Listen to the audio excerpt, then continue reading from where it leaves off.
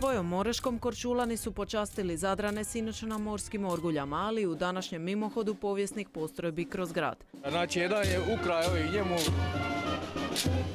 curu i sad je došao u boj i sad će taj boj na kraju dobiti.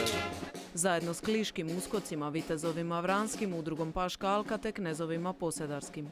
Posedarje nikad nije bilo okupirano od Turaka, oni se oduprali svim tim najezdama turskim i opstali. Iz prošlosti u sadašnjost vratili su se za govornicom na svečanoj sjednici Zadarske županije. Županu Stipi Zriliću ovo je posljednje obraćanje u toj ulozi.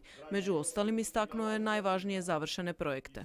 Holistic Hear Me Out, EcoSea je svakako HERA kao najvredniji projekt financiran sredstvima Europske unije kojim je županija bila nositeljem, a ujedno i najveći turistički projekt financiran europskim sredstvima u Republici Hrvatskoj. Poseban trenutak na svečanoj sjednici i ove godine bila dodjela nagrada laureatima. Za životno djelo nagrađen je poznati zadarski umjetnik Tomislav Marijan Bilosnić. Ja sam krenuo zoranićevskim putem kroz našu bašćinu.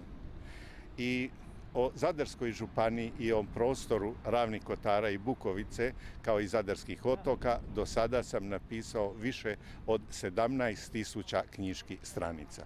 Mislim da je to jedan dovoljni posao za jednoga čovjeka. Godišnjom nagradom nagrađeni su Zračna luka Zadar, Šime Fantela, Igor Marenić, Edo Fantela i Stipe Žunić za područje sporta, docenti doktori znanosti Ivan Župan i Tomislav Šarić, Tanja i Igor Blaslov za humanitarni rad te udruga tehničke kulture Faust Vrančić iz Obrovca.